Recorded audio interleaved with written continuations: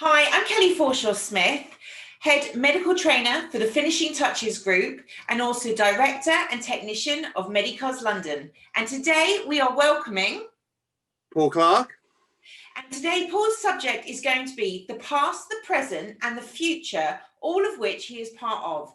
This man needs no introduction whatsoever. If you're anything to do with SMP, should I say, then this is the man that you will know about. So welcome, Paul.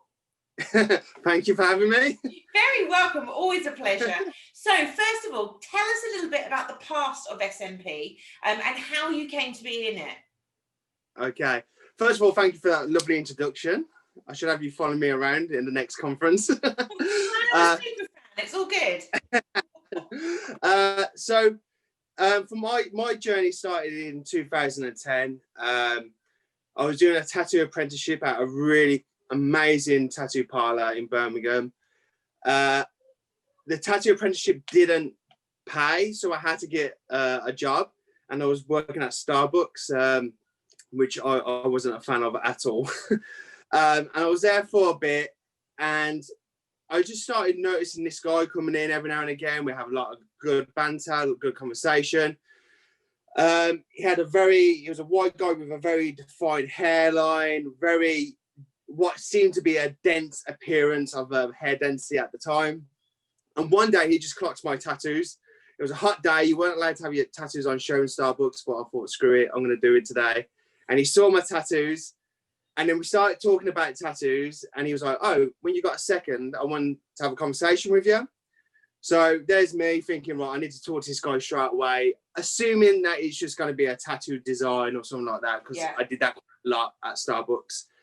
And then I went over, he opened up his laptop, and then I was presented with half-naked men who were hench as anything. So hench that they had 6 packs on their nipples. It was ridiculously hench. And all with very defined hairlines. And at this moment in time, I weren't too sure what I was looking at. I weren't too sure what he wanted me to be. I'm not hench. I haven't got a defined hairline, so I feel like he was barking up the wrong tree. I said that to him, and he was like, no, these guys and myself have got my hairline tattooed on. And that's when the penny dropped. I was like, oh, okay. Woo! I thought I had to go to the gym there for a second. And then we started just talking, and I'm one of these people like yourself. You got a creative mind. If you see something, you start dissecting it, coming up with suggestions and stuff like that. I'm a nightmare to go to an art gallery. I'm not allowed to go to art galleries. And then I just started talking about what I would do about it, like maybe soften the hairline, all this sort of stuff.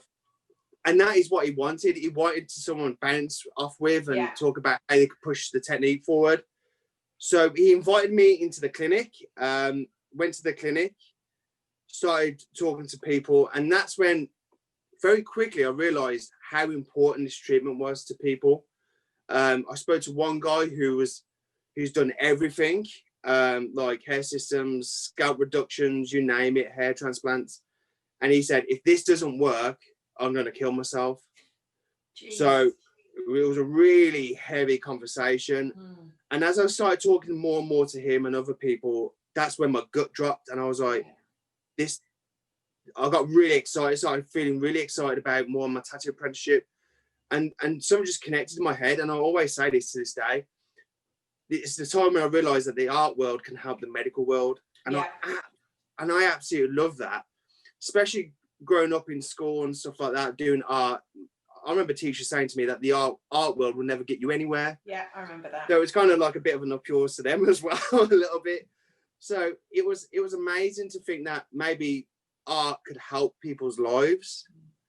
So that was my kind of psychology, and that's when I just said, look, I want to come on board here, and I want to do it. I didn't have to think about it. He told me to go away for 42 hours to think about it. I was like, no, I don't need it. I'm doing it right now. So fast forward a little bit, I started on my first day, and this is where I don't mean to sound negative or anything like that, but this is just my story, and it's the only way I know how to tell it. I was promised a healthy amount of time to be trained, and I didn't get really much at all. I would say I probably got the equivalent of 2 hours of training, and I was there for 2 weeks at that point, and I was just like, I started having like reservations of what I've done here. Like I want to help people, but I feel like I've just jumped ship to someone who doesn't really know what they're doing. Yeah. And I'll do things like on the bananas, because we used to train on bananas. I was going to say, what were you practicing on?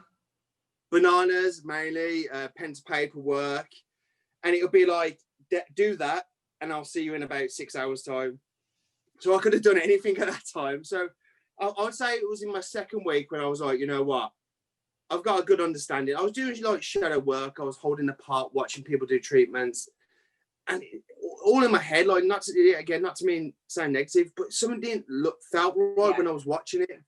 So that's when I started going home. I was having sleepless nights thinking about, what can I do? What can I bring to the table? Yet again, that's the sort of mind I have. If I see something and I see a problem, I want to fix it. Yeah. So that's when I came up with my own technique. And before my technique, it was the 2 sessions, and it was about cram it all in, dark as possible. Don't care what the other hair follicles doing. Don't care what the skin tone's doing. Just whack it on. And that's when I stripped it apart, and I actually came up, and not many people know this. It's only when I've been doing these conferences. This is an exclusive. Like, exclusive is that, yes, that's right. You deserve an exclusive. Thank you. I came up with the 3-step process, the 3 sessions, and it was all about doing it safe. And I looked at it like a piece of artwork. You do foundation work first, and then the detail when you got confident what the canvas is doing. And then I showed them that technique. I nailed that technique. I started softening up the hairlines as well. And that's when the owner of the company was like, right, forget what we've taught you. I want you to carry on doing this. And then whoever walks in the door to be a new employee, I want you to train them. Wow. So in one day, I became head practitioner and head trainer. Yeah. So thank goodness you did. Thank you. Because I mean, that technique's still used by, well, I use it myself when I do a little bit of SMP. I mean, obviously I'm nowhere near you, but when I do it, I still use exactly that technique. Like you said, the layering it in is essential, isn't it? 100%. You're dealing with a canvas.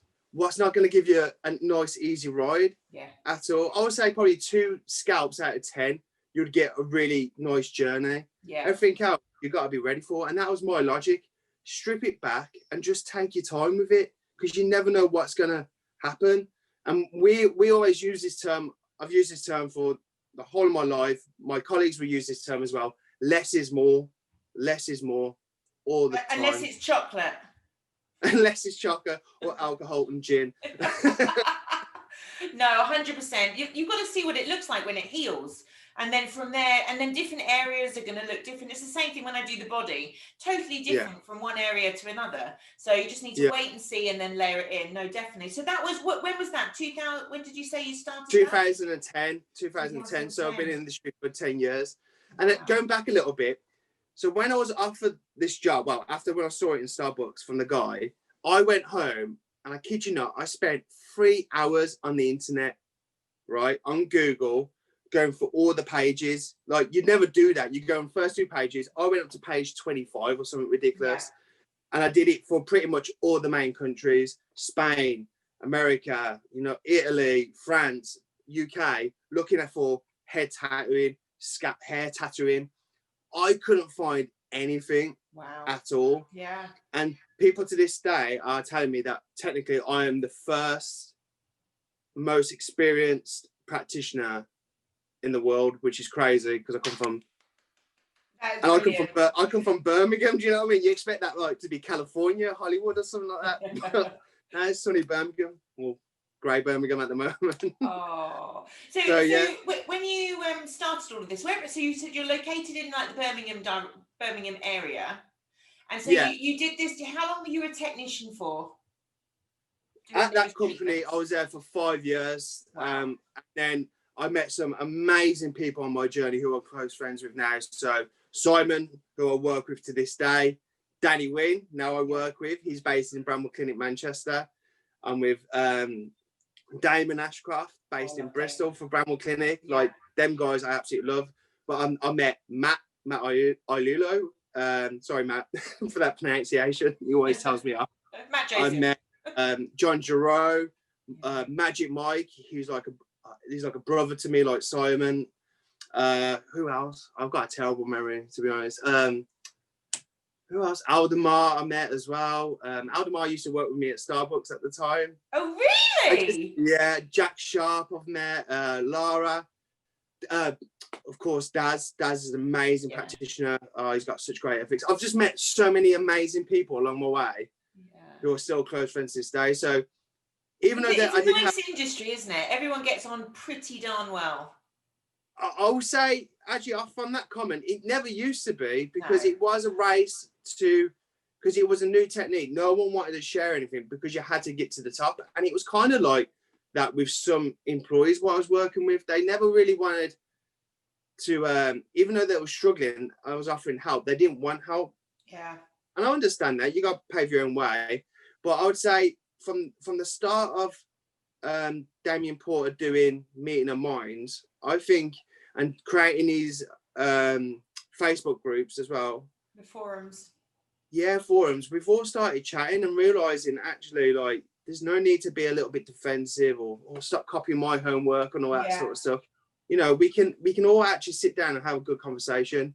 You know, there's going to be egos there. There's going to be people who are going to say silly things, but that's the nature of the beast and the world, unfortunately. But I just align myself with good, ethical people who are willing to chat to me, and you know, and I can help them and they can help me. And I stuff like think that. that's why you're so relatable, and obviously you're extremely talented at what you do. Can we just say, how many awards have you actually won to date, Mr. Clark? The last time I counted, it was well over 10. Well over. I think it's about 13 awards. Wow. 13 awards. And is there one in particular that you're after moving forward? I've won outstanding contribution at Meeting of Minds, and that's their biggest award. But the one left on my little space on my mantelpiece is a UK practitioner one for that one. Okay. And then it's like Pokemon, I've got to catch them all then kind of thing. So that's my the last one I've not won, but I've won like ones from America and what's Sonia's event called now? MP UK and Choose the Wild one. So I've done all them ones and stuff like that. So the awards things are great. It's nice to win an award, and it's nice to be acknowledged for it. Yeah, and it's lovely.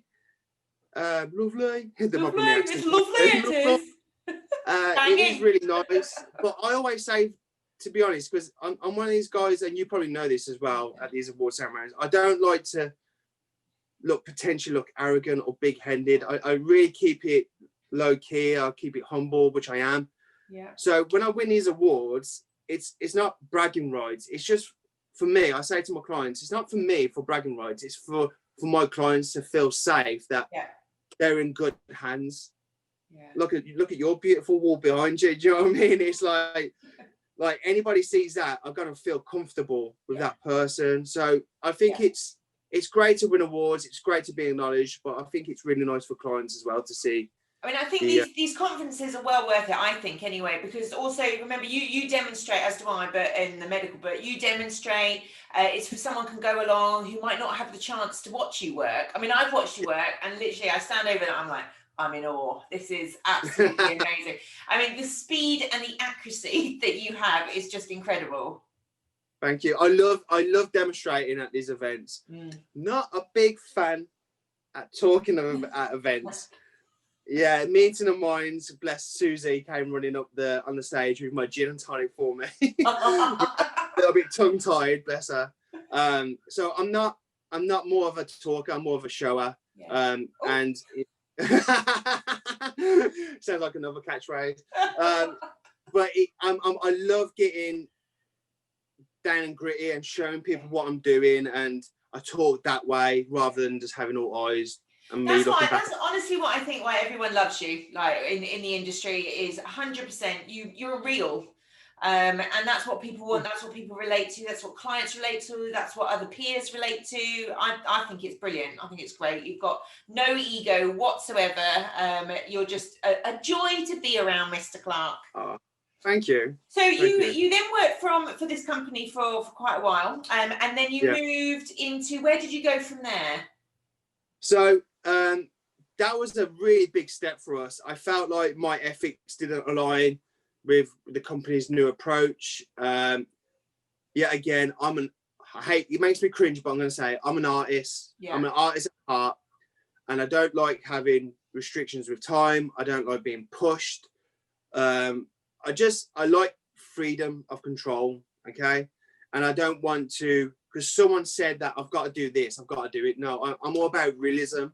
So I started feel like I was locking horns, and it was getting a struggle, and I was time, right, I've got to take a break and think about what I want to do with SMP. And then I started Bramble Clinic with my business partners and Simon Lane. Yeah. My business partners, Dave and Steve, who are fantastic guys, they had the same ethics as us. Yeah. They said, look, you're the artist, you tell us what you need. We started thinking, right, it's all ethics, it's all based around the client, making that client feel comfortable and doing the best possible work for them and giving them the most available time to do that work. So I don't want to be doing SMP and going, oh, I've got 25 minutes, come on. I hate that. So I overestimate work, and that's when Bramwood started. Bramble started in, so rubbish with dates. I'm going to say 2015, 16, we started. And then I've never been happier. How many people do you roughly do a day? Two clients a day. I'm very pedantic about this. I don't like doing more than 2 clients a day. I can do little modifications, hairlines and stuff like that if needs be. But starting either a new client, going for their journey, 2 clients a day. And I learned that on very early on. And this is good advice to anybody. No matter how good you are at SMP, if you're doing 3 to 5 clients a day, I can guarantee you that your work is not going to be as good as your first and second session treatments in that day. Because and maybe I'm wrong, but for me, I'm an empath. So if I have someone unload their emotions on me on their first session in the morning, and they're apprehensive, and I've taken an hour to talk to them because I don't want to rush them, and I've got another 3 clients after that, you're gonna feel some fatigue. So I think the best way you can balance your SMP career is 2 clients a day, 1 in the morning, nice break in the middle, and then 1 in the afternoon. Wow. So yeah, 2 clients a day. You've got to be your first dot, so to speak. It's got to be as good as your last dot, hasn't it? 100%. If you start bumping dots, that's going to show. You're going to start creating clusters. And I mean, I know also, like, when I've obviously, like I said, super fan of your work. We've gone to the different conferences, and I've seen one of my favourite things about you and about your technique in particular was your hairline. Obviously, there's some hairlines people do like a nice strong hairline, but I've seen from what you've demonstrated and spoken about this soft broken hairline. Tell me a little bit more about that. So yeah, me and Simon noticed that these defined hairlines wasn't working for people. We hated it. So me and Simon started going to the pub every now and again, bashing out ideas about it. And then we were just like, right, we went and done our homework, we spoke on the phone, and then that's when we came up with something called the jagged hairline. Yeah. Now that, at the time in SMP, was the first major landmark. And the feedback what we got is that we started noticing that people was taking SMP seriously, because everybody was having these cookie cutter shapes, hairlines. And when me and Simon come up with the jagged hairline effect, people were looking at it and taking it seriously, like, oh man, that's starting to look real like shaved heads then. Mm. So I did it on Simon first. The next day, Simon the guinea pig. Simon had a client in the morning, and the client was like, what is that on your hairline? I want that hairline. And it started from then. And my client came in, I was like, oh, I've got to show you a hairline, what we did last night. Yeah. Showed him, was like, I want that. They went on the forums. We had all the old clients come back for this new revolutionary hairline, the jagged hairline. And that is when things started snowballing for us amazingly. So then we created the jagged hairline. We invented the feathered hairline, which is a more softer version, which suits mature men with receding hairline. And we came up with the shadow hairline, which is creating a hairline without creating a hairline, which is crazy, but some people want it. So it's just a faint haze what glides onto the face. But Simon is a great partner in crime, to be honest. We've innovated alopecia techniques. Yeah. Me and Simon were the first people in the world to do facial SMP as well. So the beard people, clients who want the beard. And scar techniques. I revolutionized the treatment for Simon on the back of his head with the blackout technique with scars. So yeah, so innovation, like you said, with the hairlines, it started from there and it just snowball effect. It was amazing. And it all started over a pint and a packet of pork scratchings that came up with this idea. Not pork scratchings. Oh yeah, of course, because you were very much a vegan scratching then. Yeah, for a vegan not to tell the world that he's vegan, I've done really well so far in the interview. But yeah, so yeah, it was simple as Simon's like an older brother to me. He's a great inspiration. He's got an amazing book about his hair loss journey. The guy has been through so much, and actually having Simon with me on this journey, he understands a client perspective. He understands it on my artist perspective. So together, we molded this amazing relationship, which spanned onto creating a better training program, creating a better experience for the clients, and Simon has been through the mill back and forth. I think that anyone who hasn't heard about, obviously I'm sure everyone's heard about Simon Lane just as much as they have yourself, but he brought out a book, didn't he, which is absolutely brilliant, which is of his childhood experience and what he's gone through. And I can't remember the name of the book offhand. It's a really cool title because it's what the doctor said to him when he was having hair loss issues. It's only hair.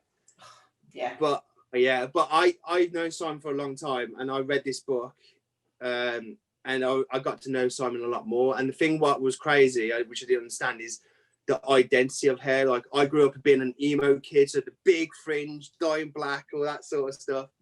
And Simon's era was like maybe the curtains, because it was like the 90s, and he couldn't have stuff like that. So his mates were having this amazing hairstyles, but he had to have something what covered his burn. So he felt like he never really connected identity wise, like he couldn't move with the times. So it's an amazing read, and it's helped me with my clients a little bit more. So it's a great read. No, definitely recommend it. So that brings us to the present of what we're doing. So what's your favourite part of SMP? Favourite part of SMP? It's definitely turning these people's lives around. Yeah. You get so many different walks of life. I've had police detectives, believe it or not, mercenaries. I've had UN speakers. I've had celebrities. Yeah. And when they sit in front of you and they open up and tell you the rough journey they've had on it, and then you get to the end of the session and they look in the mirror, it's crazy. It's amazing to see that smile on their face. So the journey of what they go through and how they come out the other end as a new person, full of confidence, they've got their life back, they don't feel suicidal anymore, they're not depressed. That is the most rewarding part of the SMP journey. And this is why I think it's only good that you have the right ethics, because you're dealing with these sort of people. And do you recommend, I know that you teach, do you recommend people to come into this industry? Most definitely, 100%. If you're going to come into this industry thinking about the dollar signs and the pound signs, I generally believe, and I said this on another interview, your work will only get to a certain point. You'll get there and then your work won't progress because you're focusing on the wrong thing. You got to be focusing on helping people, and then your work will just continue to excel and blow people's minds. So if you are going to come into this industry, think about actually helping it and doing it for the love of SMP first, because the money will naturally follow. It's all about nice karma. You don't do things for obviously good karma, but you just go about being the nicest person possible with a skill you've got to help people. Definitely come into this industry.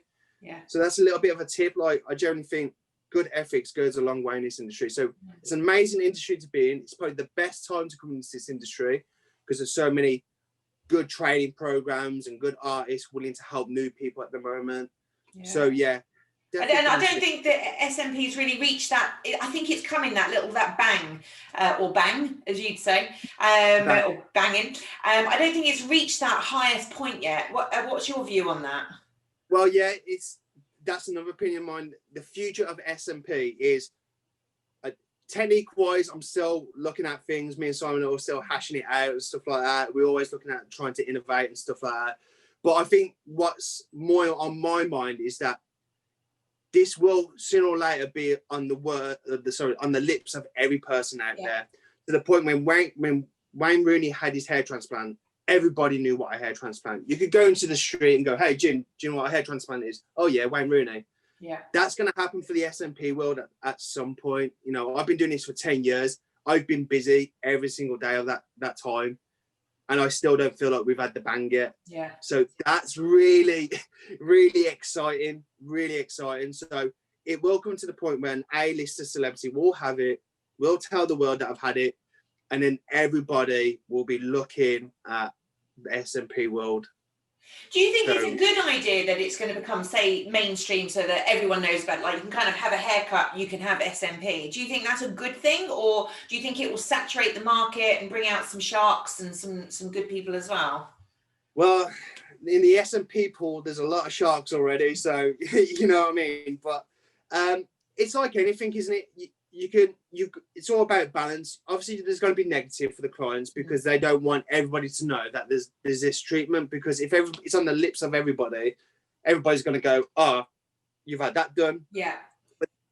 But then as an artist, you want the world to know more because it helps with business and it helps with your career moving on and doing something what you love. Yeah. So it's gonna have two ways about it. But that's when it's up to artists to make sure that their treatment's as good as possible, so no one can clocks it. Do you know what I mean? Yeah. Oh, yeah. You've had SMP. You want the question to be, have you had it? Because I can't tell. Yeah. So, you know, everybody needs to be ready for the bang.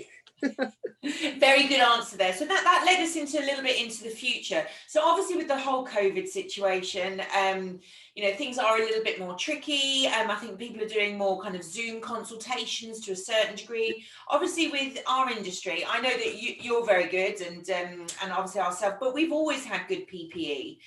Do you think it's going to be a lot different moving forward for SMP artists? Like you just said, our PPE was on point anyway, and we've demonstrated when the government allowed us to open, we can do this very safely. Temperature controls, ringing clients to make sure that they're well enough to come in and stuff like that, and being tooled up like with good PPE, the right PPE and stuff like that. And so I don't think COVID would affect it. The only thing what would affect us is the government just being silly about things.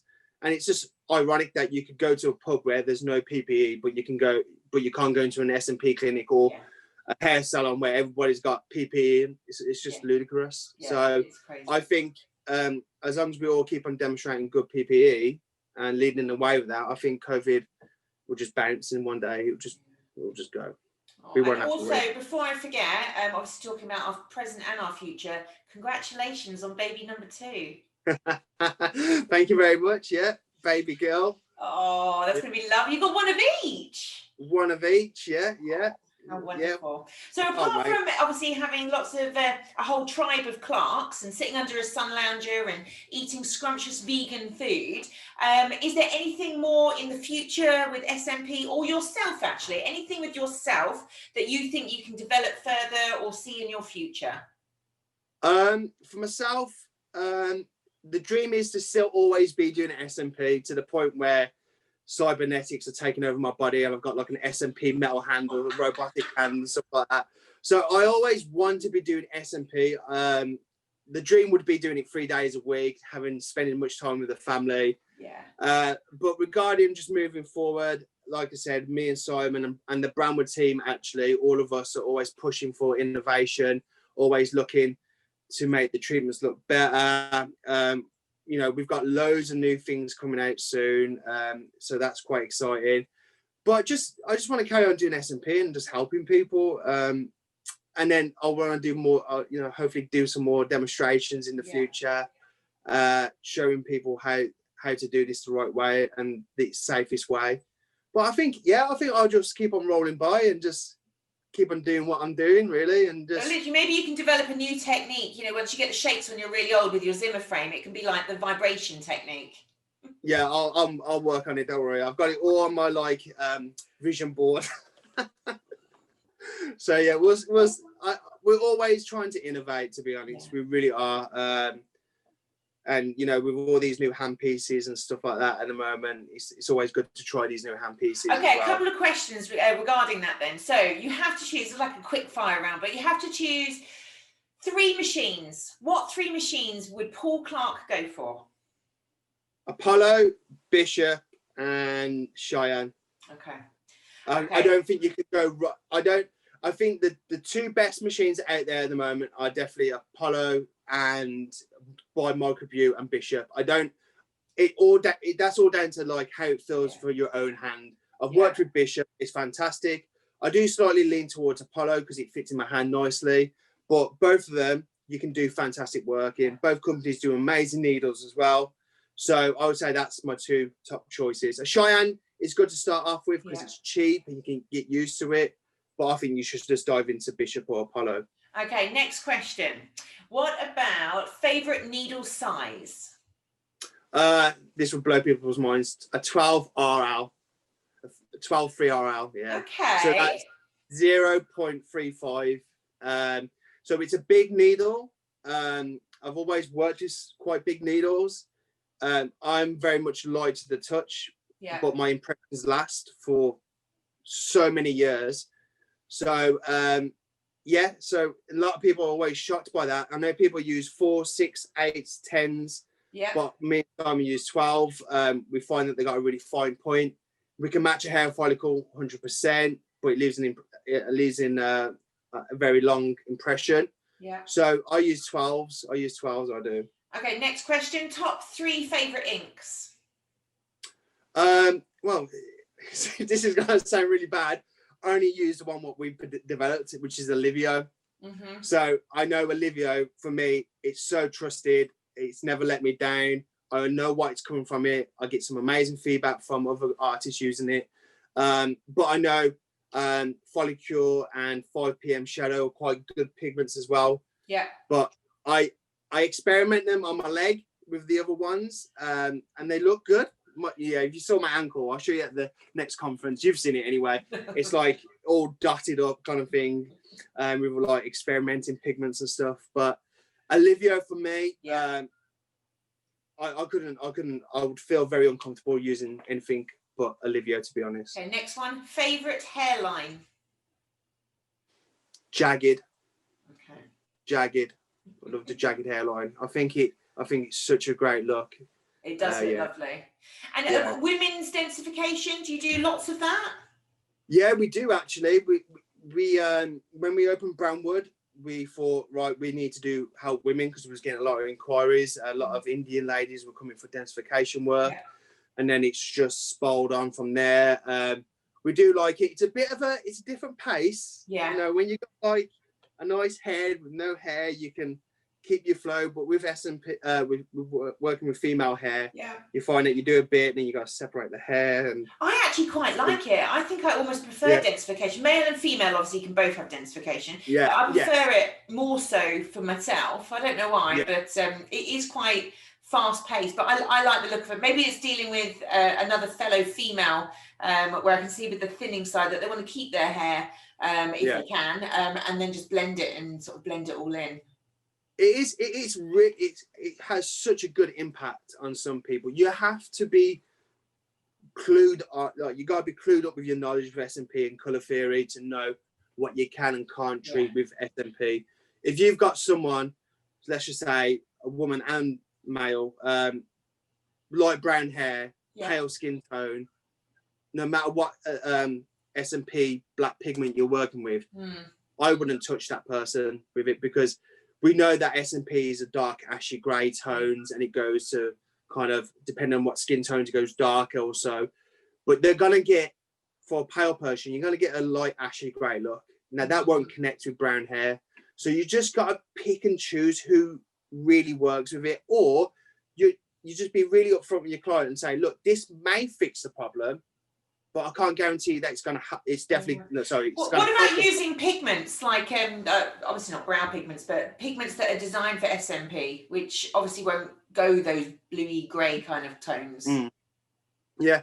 Well, SMP pigment will be a grey ashy grey tone anyway. So, if like I said, if I had someone pale skin, brown hair, I wouldn't touch them, because it will just be, because what they'll be having is a dark ashy grey look. Now, like I said, it will help the thinning hair, but it won't fix it, because you've got brown hair and the SMP is going to be grey. Do you know what I mean? So it just doesn't work. Could you not use a warm base tone though? Like I've done like an eyebrow colour, which is more of a warmer, got reds in it to a certain degree. Obviously, you don't want to make a whole scalp red, but obviously it's going to fade. They'd have to maintain it more. But could you just not use pigment for those types of clients? It's something. It's funny you brought it up. Actually, it's something what me and Simon have been thinking about, because it's a shame that when you get these certain clientele where you feel like the SMP pigments are not going to help these people, it does make sense, and I think it makes more sense for women. Yeah. Because the logic in my head would be is that women are more unlikely going to shave their heads. Yes. But if a male shaves his head and he still has remnants of brown pigment on his head, it's not going to match to his grey stubble when he shaves down. So I don't know how it would work with males unless it's really semi-permanent and it goes away. Yeah, well, that's what I was about to say. Because it's semi-permanent, or doesn't last as long, you could also remove that as well, or lighten it. Maybe not remove, but lighten the molecules enough so it's not visual to the eye. That would be a definite option.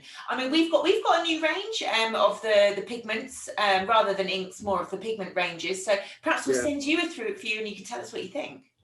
Please do, yeah. I'd love to experiment with it. Yeah, I've been thinking about it for a long time, and I know John Giroux done a ginger guy recently, and he used orange pigments. Yeah. I'm still waiting. It was very fresh. I'm still waiting to see the heel results of that. But that looked very exciting. I just don't know how I feel, because I just know guys are going to shave their hair in the future.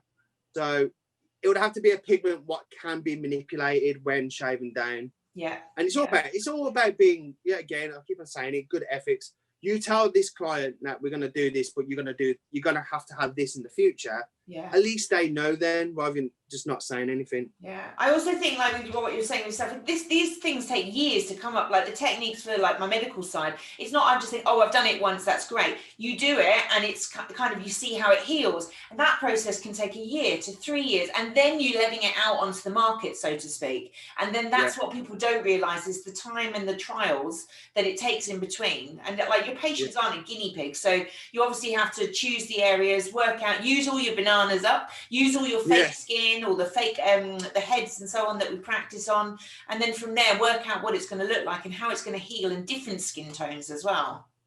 100%. Yeah, it's maybe we should have a conversation off air about it and talk about this colour theory and pigments and stuff. Sounds good. Because it's something I want to trial out, to be honest. No, see what we get. Paul, thank you so much. You've been absolutely brilliant as always. So that was your Paul Clark's past, present and future in SMP. Paul, thank you so much for joining us today, and we will hopefully have you as a guest again. Excellent. I'm always here if you want to pick my brains, or what lack of brains I've got. But it was great having this interview, and thank you for letting me have the opportunity to talk about my career. So I appreciate that. Thank you. It's a wonderful career that you've got. Paul, love you lots, and we will speak to you soon. See you, bye. Take care, bye-bye. Bye.